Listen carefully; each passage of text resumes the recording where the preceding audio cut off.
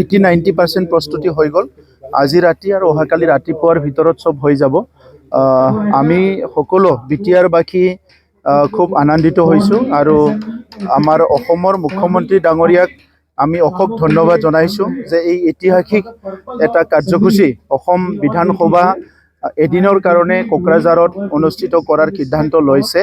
বিধানসভাৰ অধিৱেশনটো এদিন হ'ব, কিন্তু এই এদিনটোৱে আমাৰ বিটিআৰ অঞ্চলৰ কাৰণে সমগ্ৰ আহি থকা দিনত এটা দিশ নিৰ্ণয় কৰিব আৰু আহি থকা সময়ৰ কাৰণে এটা পৰিৱেশ সৃষ্টি কৰিব যে অসমৰ নেতৃবৃন্দৰ বিটিআৰ অঞ্চলৰ ৰাইজৰ প্ৰতি যিমানখিনি আন্তৰিকতা মৰম আছে, মুখ্যমন্ত্ৰী ডাঙৰীয়াৰ বিটিআৰ অঞ্চলৰ ৰাইজৰ প্ৰতি যিখিনি মৰম আছে, এই গোটেই কথাবিলাক আজি লাহে লাহেকৈ ৰাইজে বুজি পাইছে। আৰু ভাৰতৰ প্ৰধানমন্ত্ৰী নৰেন্দ্ৰ মোদী ডাঙৰীয়া, ভাৰতৰ গৃহমন্ত্ৰী অমিত শ্বাহ ডাঙৰীয়া আৰু অসমৰ মুখ্যমন্ত্ৰী ডক্টৰ হিমন্ত বিশ্ব শৰ্মা ডাঙৰীয়াৰ নেতৃত্বত 2020 চনত যি শান্তি চুক্তি হৈ গ'ল বড়ো নেতৃত্বৰ লগত, ইয়াৰ পিছত বিটিআৰ অঞ্চলত শান্তি আহি গ'ল আৰু সেই শান্তি ঘূৰি অহা যিটো এটা পৰিৱেশ, এইটো চিৰস্থায়ী কৰাৰ কাৰণে আৰু বিশ্বৰ মানুহক আমি ক'ব পাৰিম যে বড়োলেণ্ডত স্থায়ী শান্তি আহি গ'ল।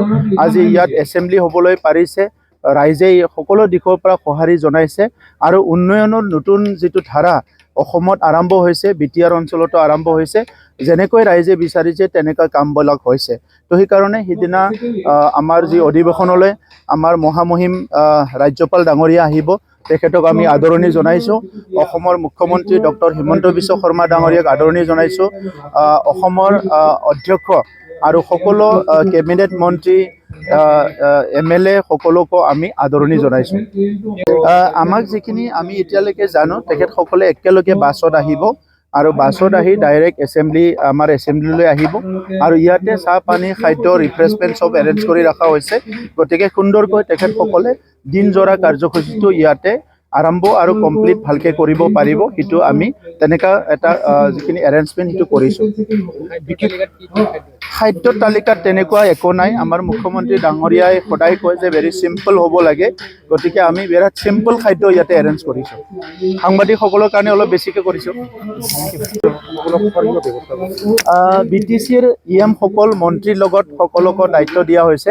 নিজৰ নিজৰ ডিপাৰ্টমেণ্টৰ মন্ত্ৰীৰ লগত ৰুমত যিখিনি ৰুম, EM সকলৰ ৰুমতে মন্ত্ৰীসকল বহিব আৰু তাত মন্ত্ৰীসকলক সহযোগ কৰিবৰ কাৰণে, বিভিন্ন কাম কাজত সহায় কৰিবৰ কাৰণে EM সকলৰ আৰু তেখেতসকলৰ ষ্টাফটো দায়িত্ব দিয়া হৈছে।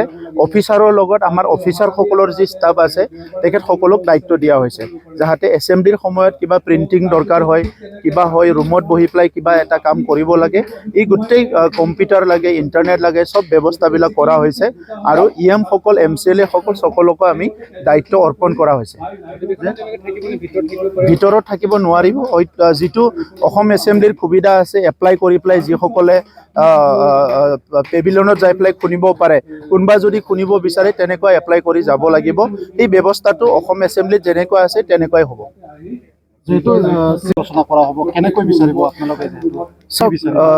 অসমৰ নেতৃত্বক মুখ্যমন্ত্ৰী ডাঙৰীয়া, আমাৰ স্পীকাৰ ডাঙৰীয়া বা যিখিনি নেতৃবৃন্দ আছে, কেবিনেট মন্ত্ৰীসকল, তেখেতসকলে 6 শিডিউলৰ ওপৰত সকলো অভিজ্ঞ। কাৰণ আমাৰ কাৰ্বি আংলং আৰু ডিমা হাছাও 6 শিডিউল 50 বছৰতকৈ অধিক হৈ গ'ল আৰু বড়োলেণ্ড কাউন্সিলো 2003 চনত 6 শিডিউল হৈছে, তাৰ আগত BSC আছিলে। গতিকে কাউন্সিল এৰেঞ্জমেণ্টৰ ওপৰত অসমৰ মন্ত্ৰী MLA সকলো জ্ঞাত বুলি মই ভাবোঁ আৰু সেইকাৰণে আজিৰ সময়ত কাউন্সিল এৰিয়াৰ ডেভেলপমেণ্টটো ষ্ট্ৰীমলাইন কৰাৰ কাৰণে, কাউন্সিল এৰিয়াৰ গেপ ফিলিং কৰাৰ কাৰণে বিভিন্ন ডেভেলপমেণ্টত অসমৰ মুখ্যমন্ত্ৰী ডাঙৰীয়াই ইতিমধ্যে বহুত কাম কৰি আছে আৰু ইয়াত যিটো আলোচনা হ'ব যে কাউন্সিলৰ সাংবিধানিকভাৱে যিখিনি অধিকাৰ দিয়া হৈছে, এই অধিকাৰবিলাক কেনেকৈ সুনিশ্চিত কৰিব আৰু অনাগত দিনত কাউন্সিল এৰিয়াৰ বিভিন্ন বসবাস কৰা বিভিন্ন জাতি জনগোষ্ঠীক আমি কেনেকৈ আগুৱাই লৈ যাব বিচাৰিছোঁ, এই গোটেই কথাবিলাক হয়তো তেখেতসকলে খুব বিতংকৈ আলোচনা কৰিব আৰু কোকৰাঝাৰত হোৱা হিচাপে বিশেষকৈ আমাৰ বড়োলেণ্ড অঞ্চল বা কোকৰাঝাৰ বা কাউন্সিলৰ ওপৰত তেখেতসকলে আলোচনাটো লৈছে হিচাপে তাত ভাল এটা আউটকাম আহিব বুলি মই আশা কৰিছোঁ। মুখ্যমন্ত্ৰী ডাঙৰীয়া আমাক এতিয়ালৈকে যিটো অফিচিয়েল ইনফৰমেশ্যন, তেখেতে ৰাতিপুৱা সেই সময়তে আহিব, কিন্তু আমাৰ ৰাজ্যপাল মহোদয় অহাকালি গধূলি ট্ৰেনেৰে আহিব আৰু পৰহি কোকৰাঝাৰৰ কোকৰাঝাৰ বড়োলেণ্ড ইউনিভাৰ্চিটিৰ কনভকেশ্যনত মুখ্য অতিথি হিচাপে তেখেতে এটেণ্ড থাকিব আৰু ইয়াৰ পিছত 4টা বজাত CITত তেখেতে আমাৰ বিভিন্ন আৰ্টিজান ফাৰ্মাৰ উইভাৰ্ছ তেখেতসকলৰ লগত CITত অডিটৰিয়ামত ইণ্টাৰেকশ্যন কৰিব। অধিৱেশনৰ অন্তত MCL সকলৰ লগত আলোচনাত মিলিত হ'ব নেকি? এতিয়ালৈকে তেনেকুৱা অফিচিয়েলি আমাৰ লগত কমিউনিকেশ্যন হোৱা নাই। এইটো আমি মুখ্যমন্ত্ৰী ডাঙৰীয়াৰ লগত কথা পাতিম।